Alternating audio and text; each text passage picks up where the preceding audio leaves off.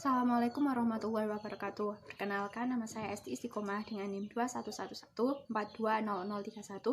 dari Rombel 1 Sastra Indonesia. Di sini saya akan mempresentasikan tentang analisis pendekatan objektif cerpen yang berjudul Pengemis dan Sholawat Badar. Pendekatan objektif menurut Abrams adalah pendekatan terhadap karya sastra dengan jalan mengkaji segala sesuatu yang ada di dalam karya sastra atau teks. Pendekatan objektif mengkaji antara hubungan karya sastra itu sendiri atau unsur-unsur di dalamnya, yaitu unsur intrinsik.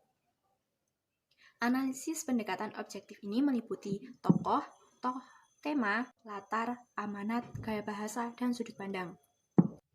Yang pertama adalah tema. Tema dari cerpen tersebut adalah pentingnya melantunkan sholawat badar, yang dapat ditemukan pada kutipan berikut.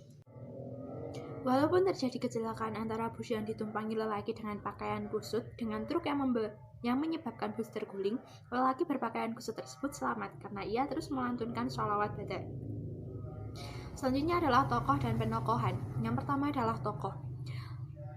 Dalam cerpen tersebut terdapat 4 tokoh. Yang pertama adalah tokoh aku, yang dibuktikan dengan banyaknya kata aku yang digunakan dalam cerpen tersebut. Salah satu contoh kutipannya adalah bus yang aku tumpangi masuk terminal Cirebon ketika matahari hampir mencapai pucuk langit.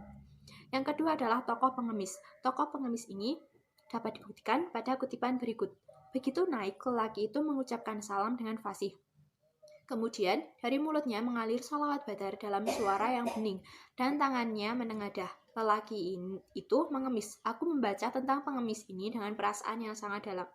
Nah, selanjutnya adalah tokoh kondektur. Dapat dibuktikan pada kutipan berikut. Kondektur diam, tetapi kata-kata kasarnya mendadak tumpah lagi. Kali ini bukan kepada sopir, melainkan kepada pengemis yang jongkok dekat pintu belakang.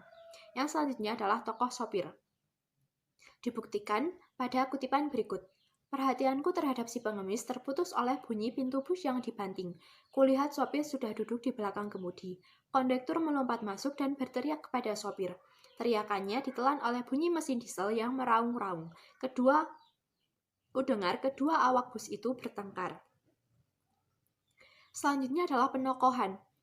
Tokoh aku digambarkan sebagai orang yang sabar, dapat berdamai dengan keadaan, dibuktikan pada penggalan kutipan berikut. Dari pengalaman seperti itu, aku mengerti bahwa ketidaknyamanan dalam perjalanan karena sama sekali tidak mengatasi keadaan. Supaya jiwa dan ragaku tidak tersiksa, coba berdamai dengan keadaan. Selanjutnya adalah tokoh pengemis. Ini digambarkan oleh pengarang sebagai orang yang pasrah, rendah hati, dan suka bersolawat. Sifat-sifat tersebut digambarkan pengarang secara tersurat. Selanjutnya adalah tokoh kondektur.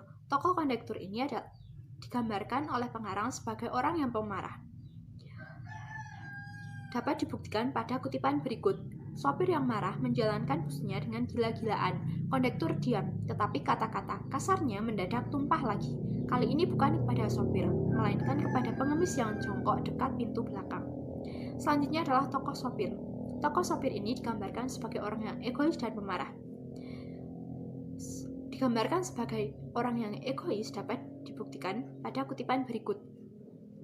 Namun, laki-laki yang menjadi tumpuan harapan itu kelihatan sibuk dengan kesenangannya sendiri. Sopir itu enak-enak bergurau dengan seorang perempuan penjual buah. Digambarkan sebagai orang yang pemarah dapat dibuktikan pada kutipan berikut. Sopir yang marah menjalankan busnya dengan gila-gilaan. Selanjutnya adalah alur. Alur cerpen Pengemis dan Sholawat Badar adalah bus memasuki terminal, kemudian dilanjutkan dengan pertikaian antar dua awak bus yang tak lain adalah sopir dan kondektur, dan diakhiri dengan kecelakaan bus dengan truk tangki yang menyebabkan semua penumpang terluka parah, kecuali si pengemis yang terus melantunkan sholawat badar. Alur dari cerpen tersebut adalah alur maju. Yang selanjutnya adalah latar. Dalam cerpen tersebut terdapat 3 latar. Yang pertama adalah latar waktu, kedua latar tempat, dan 3 latar suasana. Latar waktu dari cerpen tersebut adalah siang hari, dibuktikan pada kutipan berikut. Bus yang aku tumpangi masuk terminal Cirebon ketika matahari hampir mencapai pucuk langit. Terik matahari ditambah dengan panasnya mesin diesel tua membanggang bus itu bersama isinya. Yang selanjutnya adalah latar tempat. Latar tempat dari cerita tersebut ada 3. Yang pertama adalah stasiun Cirebon, di dalam bus, dan di sawah. Latar-latar tersebut digambarkan oleh pengarang secara tersurat. Yang selanjutnya adalah latar suasana. Latar suasana dari cerita tersebut adalah panas, ramai, menyedihkan, dan panik. Latar tersebut digambarkan oleh pengarang secara tersurat. Selanjutnya adalah amanat. Ada beberapa pesan moral yang dapat kita ambil dari cerita pendek tersebut. Yang pertama adalah mengucapkan salam dan melantunkan sholawat badar. Yang kedua adalah memberikan sebagian uang kepada pengemis atau orang yang membutuhkan. Dan yang ketiga adalah menjadi pribadi yang rendah hati. Yang selanjutnya adalah gaya bahasa. Gaya bahasa yang digunakan dalam cerpen pengemis dan sholawat badar adalah gaya bahasa santai, langsung bercerita pada poin-poin yang ingin disampaikan, tidak berbelit-belit. Yang selanjutnya adalah sudut pandang. Sudut pandang yang digunakan dalam cerpen pengemis dan sholawat badar adalah sudut pandang orang pertama sebagai tokoh utama. Sekian yang dapat saya sampaikan. Mohon maaf apabila ada kekurangan dan kesalahan.